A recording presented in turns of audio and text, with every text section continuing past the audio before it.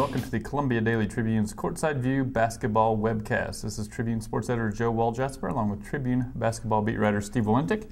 Steve, Missouri coming off a disappointing 80-73 loss at Alabama, and it kind of continued a theme for Missouri, at least in SEC play, where their defense sort of stinks up the joint, allows a team that really is not very good on offense to score 80 points. In your mind, what are the biggest factors? Why is this defense so bad? Well, I think you have to start by looking at what they do in terms of defending or not defending the three-point arc. I mean, that's where they've been really burning the most, I feel like, and especially in all their losses. Certainly that was the case against Alabama, where Levi Randolph makes a career-high 5 threes and Alabama makes 10. The way Missouri is defending, they're encouraging people to take those kind of shots because they're playing that 3-2 zone and they're packing it in so much to prevent driving lanes that they're leaving shooters open on the wing. And SEC teams have taken more threes against Missouri than against any other team, and they're making more threes against Missouri than any other team. They're fourth in the league in three-point percentage defense, but they've given up 111 three-pointers in 14 games. That's an insane amount, and that's 13 more than anybody else. So you're talking about roughly 10% more than anybody else. That's a lot of extra points that Missouri's giving up before anything else happens. So I think that's the biggest weakness of this team. And then you have to start to ask, well, why are they continuing to play this way? And I think the coaching staff made a decision. They didn't want to expose their front court to foul trouble and maybe expose some of their limitations early in the season. And so they decided to play this zone, but I just don't think it's worked that well for them. Yeah, I guess the question would be, well, then why are they not playing man? If he was a man coach before this. They're giving up 80 points regularly to bad offensive teams. Why not at least try to play a full game of man defense? It's a good question, and I don't have an answer for it. I think it's certainly worth a shot. I think the rule changes were one of the things in the offseason that sort of led them to down this path in the first place. They were worried about dribble penetration and getting guys in foul trouble. They don't have a ton of depth on the perimeter. Obviously, they've been playing really 4 guards all year, and there's certainly Wes Clark has not been a consistent factor. So that's meant that Jordan Clarkson and Jabari Brown in particular have logged a ton of minutes, and they didn't want to put them in foul trouble. They also, as I said, they didn't want to put their front court players in foul trouble, although I feel like given the production they've got from those 5 guys up front, there really hasn't been a huge difference in any of them. Jonathan Williams has been the best probably, but if ever there was a year where it didn't matter specific guys getting in foul trouble, this would be. Yeah, I think so. I mean, I think all those guys are sort of interchangeable. None of them is a guy you're really playing through on the offensive end, and so I think they had it in their mind that they didn't want to put those guys in foul trouble and expose them, but I think they've exposed everyone else by playing the way that they are. And the other thing is, I think Missouri could be a disruptive kind of defensive team with the length that they have on the perimeter, and they've really kind of taken that away by not being more aggressive out, up top, guarding the ball and guarding passing lanes and things like that. The other thing is, it's not like Missouri this year is a bad defensive team, and that came out of the blue. It's been, I think it's fair to say Frank Haith is an offensive-minded coach. Mm-hmm. His teams at least would indicate that at Missouri they've been very good offensively, but have not been none of the 3 have been good defensively. The first year you could sort of write off as a size issue, not really the case these last 2 years. Last year they were better. I mean, last year was the best that they've been, but he had the best team, to be a better defensive team, and they certainly weren't elite by any stretch of the imagination. I don't know. I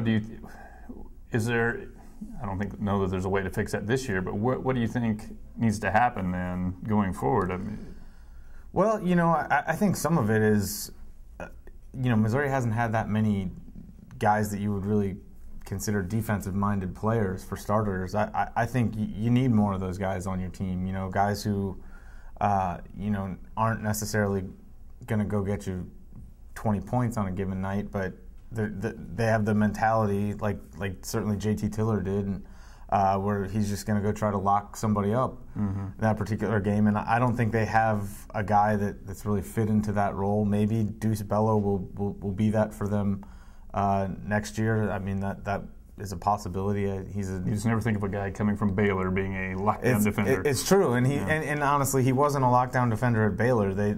People think he has the tools to be that, and whether he so does actually Jordan can Clarkson. be. Yeah, no, you're absolutely right. I mean, I think if you go back to when Missouri was last a pretty good defensive team, you probably go back to Mike Anderson's second to last year. And they had a lot of those defensive-minded kind of guys, whether it was Tiller or Zaire Taylor on the perimeter. Those are guys who like to defend.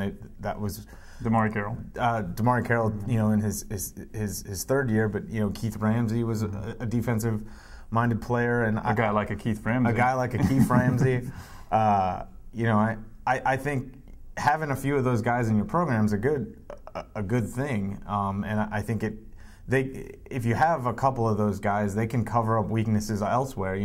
Matt Lawrence was not a great defender, but Missouri was still a really good defensive team his senior year because they had good defenders pretty much everywhere else. Leo Lyons wasn't great, but he had length and could be disruptive inside. And playing next to DeMarre Carroll, who was invested in that end with the guards that they had, who were invested in that end, I think that helps. And I don't think that the personnel of this team, even going back to Mike Anderson's last year, I don't think I've had enough of those kind of guys.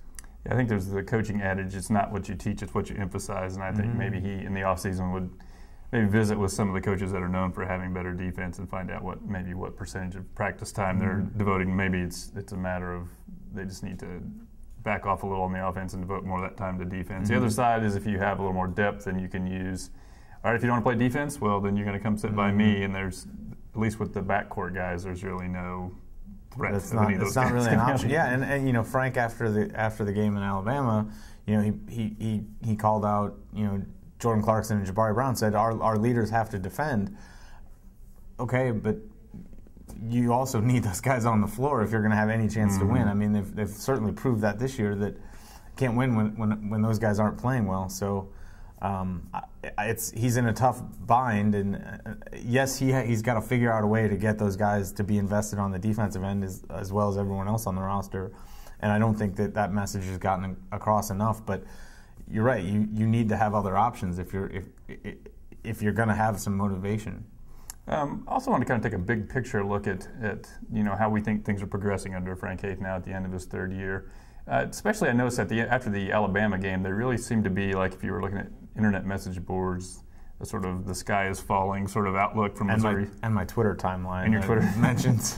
that really, all is lost. And I don't know that all is lost this season when you consider that no matter what Missouri does, they never seem to be out of the NCAA tournament. I think it's just a year where there's not enough good teams out there to find them. But I think beyond that, maybe we've kind of gotten into an age where there's either great seasons or it's a complete disaster, and there doesn't seem to be such a thing as a mild disappointment anymore. I think that's just a fan thing these days. But anyway, I thought maybe we'd take a little more realistic look at, do we think it's going in the right direction under Frank Haith? What's maybe the strengths and weaknesses? So to start off, for you, what would you say maybe are the things that you think he's done a great job of? What are the concerns? What's your overall feeling? Well, I mean, let's start from the point that acknowledge that they're 72 and 24 as we sit here over the last 3 seasons. So that's not certainly by Missouri standards horrible. I do think he's shown to me anyway that he's a pretty good offensive coach. I mean, I think Missouri's been able to score points for 3 straight years, and he's been able to do that with 3 very different teams. And I think there's that's kind of impressive. I think. Certainly, when you see Missouri call a timeout to set up a play late in a game, those plays seem to work. I think back to the Illinois game where Missouri needed a bucket and called timeout and drew something up, and Jabari Brown got a wide open 3 that he nailed. I think Missouri's done well on out of bounds plays, same way. So things like that, I think, offensively, I think they've been pretty good. I think, obviously, and this goes back to his tenure at Miami, I don't think he's figured out how to mold a really high-level defensive team.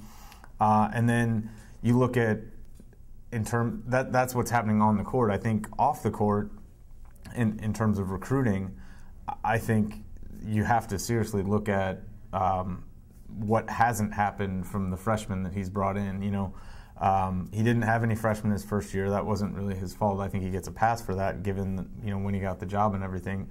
But last year he brought in 3 freshmen. I think everyone kind of knew one of those guys, Dominique Bull, was never going to be a factor, and he ends up transferring. But then so do Negus Webster-Chan and Stefan Jankovic, who it seemed like when they signed, Missouri had high hopes for, and I don't think it was a situation where they showed that they were going to be great players and then left. I don't think they showed very much, but that either way, that's troubling.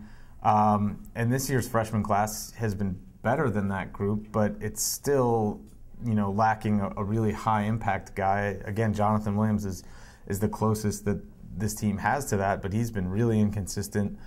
In conference play, and I think a lot's been asked of him, probably more than was fair to expect, because Missouri didn't have enough other options in the front court. But still, if you start looking into next season, and obviously there's going to be a big decision that Jabari Brown and Jordan Clarkson have to make about the NBA draft here in the next month and a half or so. If those guys leave, you kind of wonder where the offense is going to come from, and are players like Jonathan Williams or Wes Clark really ready to all of a sudden go from what they are now to the guys who are going to lead your team? And I think that's asking a lot. Mm-hmm. When he first got here, obviously he hadn't been here for more than a few months when the big Miami scandal broke. So I'm not sure how much recruiting was impacted by that, but that was a pretty big piano hanging over his head for 2 years. It's his fault. I mean, but it was there.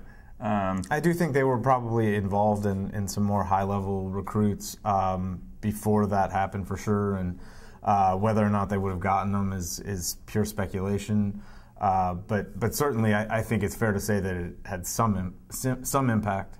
So I would combine that with the fact that I think it's also fair to say when he got hired, there was probably some people in line in front of him that might have been more interested in the Missouri job if the distribution of scholarships would have been different than what it was. I believe you had 7 seniors and then no freshmen coming in. Nobody's. Right. Yeah, 3 open scholarships. Nobody. Matt Painter in particular was a guy that supposedly might have been interested in Missouri, or obviously was somewhat interested in Missouri, and wasn't wild about that situation because while you could have a good first year, then the cupboard's bare. So then he decides to attack that problem with transfers, which made sense.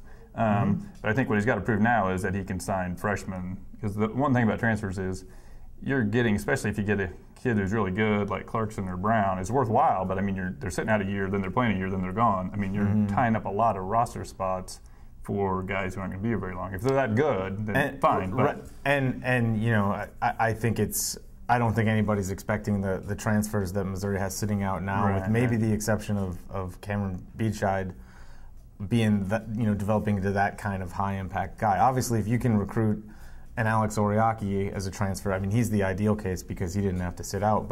Or Jabari Brown, nobody's faulting the coaching staff for doing that. I mean, he's been Missouri's best player for sure. And Clarkson, I think there was value to also. But at some point, you have to have a foundation in your program that's built on the players you bring in and develop over 2 and 3 seasons. Because Missouri is not a place, and I don't think it's anywhere close to being a place where they're going to start recruiting the really elite kids every year and just rolling over the roster that way, like a Kentucky or now a Duke or certainly Kansas. So I think, you got to recruit better, but I think you need to evaluate better, because sometimes I think these kids are bringing in, some of them are somewhat highly touted, top 100 or top 150 kids, and they're just not that good. And I think as a coach, you need to have a better eye than a recruiting analyst to who you need. And you're right about what you just mentioned earlier about maybe you don't want to accumulate 5 guys in your signing class that were very offensive-minded guys. You do need a few other types that are more, say, glue guys or defensive-minded guys. So that's all part of it too. But But I think maybe lastly, just what is the expectations for Missouri basketball? Because if being the coach of the year the first year, going to the NCAA tournament the second year, which I actually thought they underachieved a little last year. I was not wild about the job he did with that team. But this year, going into the year, I thought it would be hit or miss whether to make the tournament. I guess I don't see quite the gloom where this is coming from. What expectations did people have for him that this is somehow unacceptable? Well, I mean, in terms of the big picture, I don't know. I mean, I think with this team, Norm occasionally wouldn't go to the tournament too. Yeah, I know. He might miss it too. I know, and I mean, Missouri's on really, they're on a 5-year run of NCAA tournament appearances, and they've never gone to 6 in a row. So, this is hard to accomplish.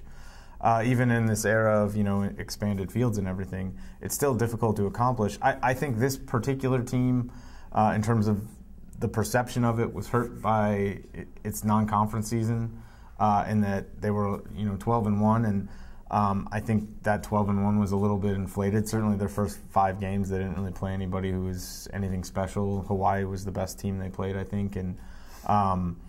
You look at you go through their wins. UCLA still looks like a really good win. That's a tournament team, but they're not in the top 25. But they're not in the top 25.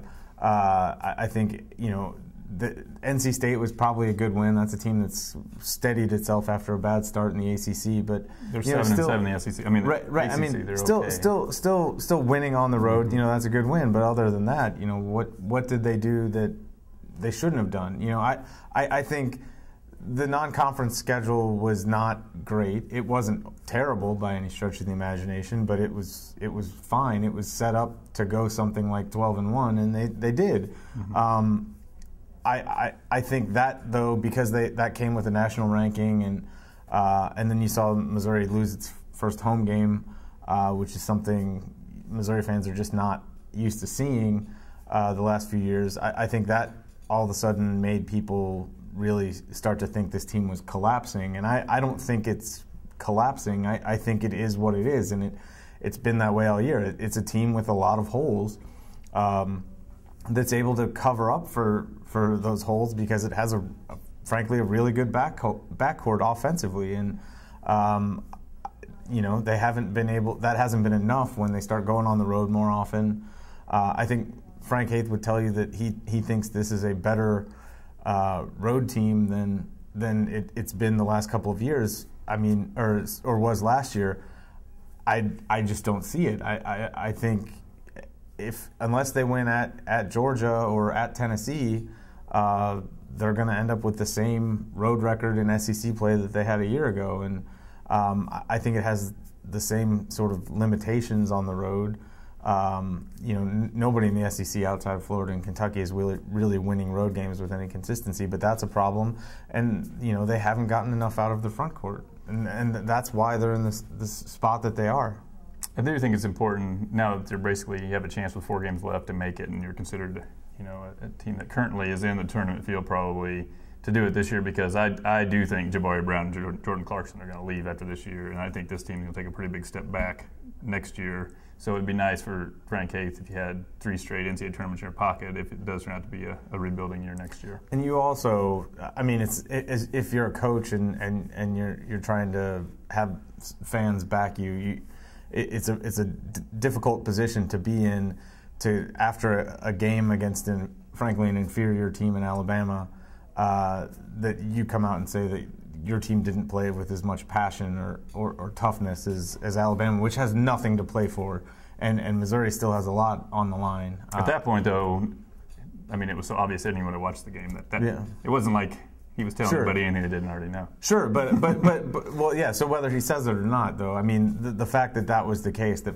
the effort of your team would be questioned after a game where you had a lot more at stake than your opponent. I do think that's a problem, and that's something that he's going to have to figure out how to fix over these last 2 weeks. Okay, well, thanks for joining us. See us again next week when we'll discuss Missouri's final 2 games in the SEC regular season.